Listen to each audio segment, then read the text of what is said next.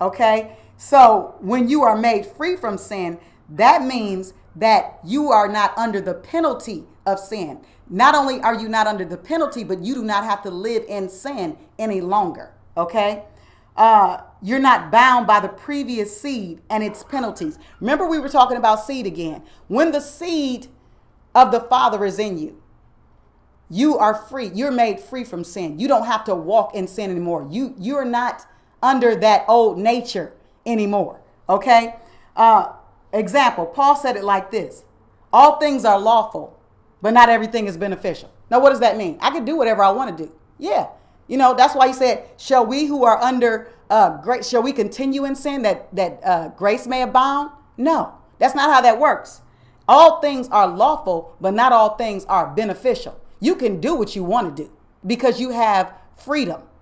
That's how the Father created you. He gave you the freedom, the freedom of choice. Okay. I set before you life and death. Choose life that you may live. He's giving you a suggestion. I put both before you. Now you choose life that you may live. But if you choose the other thing, there are consequences for that.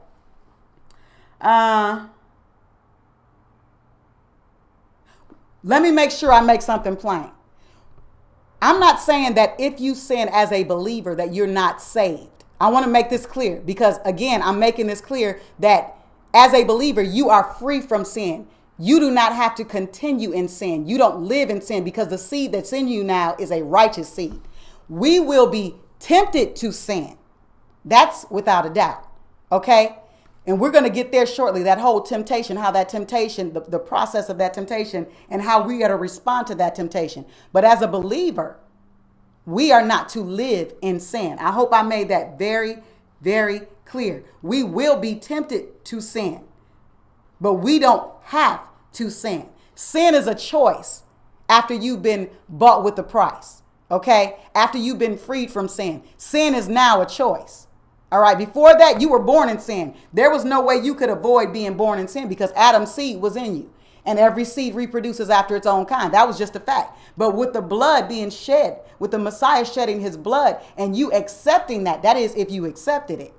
Okay. I'm not talking about forced confessions because the sinner's prayer, that's something that man made up. That's a forced confession.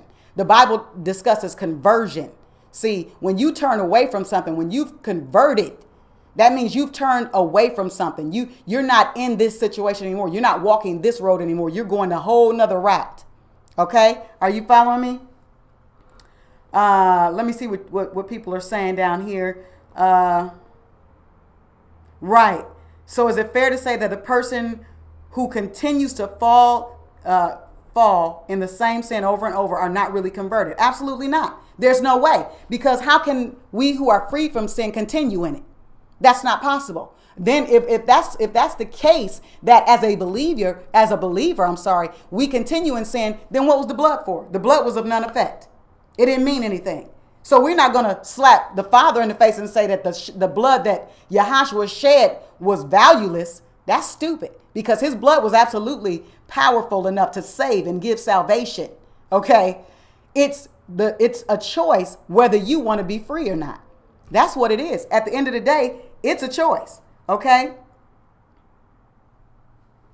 I was in discussion that people have strongholds and others have different ones. I beg to differ because it is all choice. Absolutely. It is all choice. That's exactly what it is. And once we understand that, see, we're not taught that in church. That's not what people teach.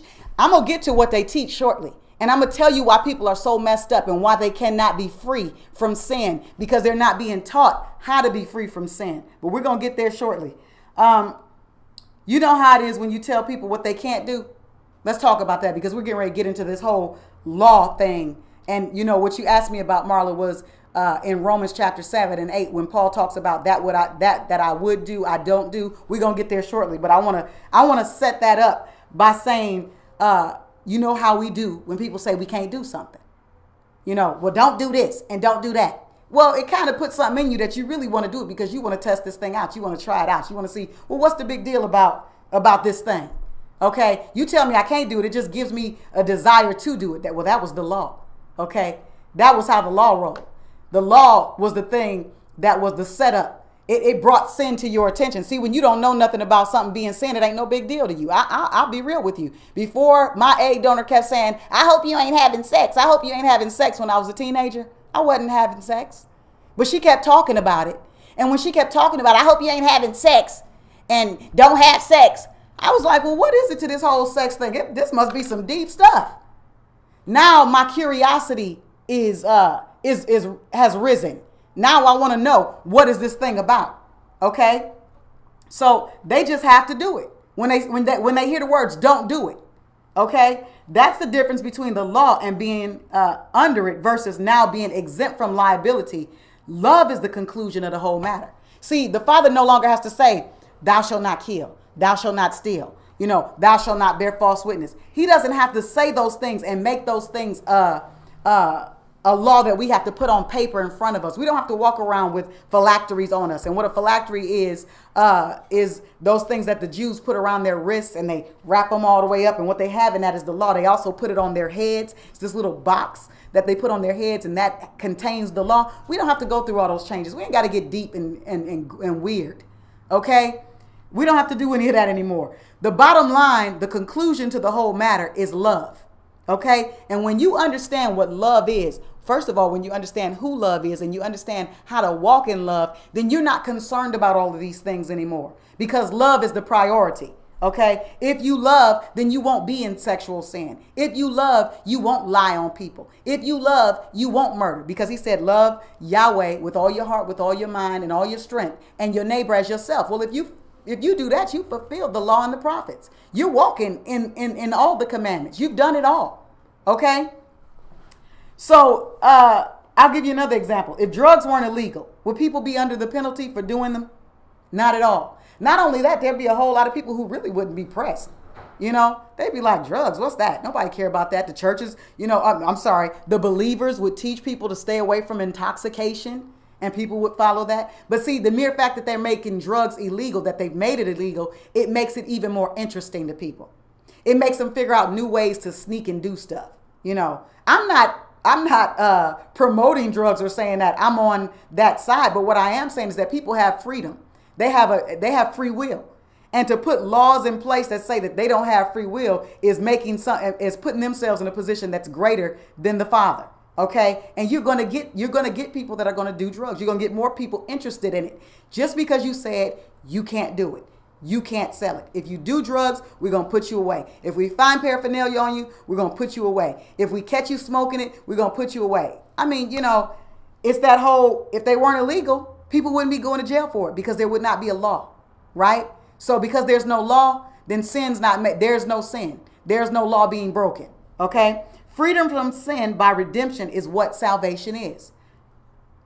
There's always the attempt of the enemy to persuade you to sin. That's what we were talking about, that temptation. You will be tempted. Let's go to Numbers 22, the attempt to cause the children of Israel to sin. That was Balaam.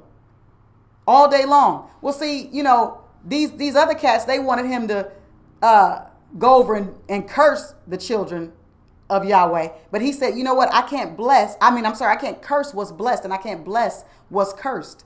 I don't have the power to do that. If the Father has blessed them, I cannot curse them. That's not in my scope of things that I can do. That's not in my job description. But he attempted to cause the children of Israel to sin. And in the long run, he did. He gave the enemy a plan. And that plan was using the women, the unrighteous women of this other camp, the idolatrous women, brought them over into the camp, and that subdued the men, and they were all into sin.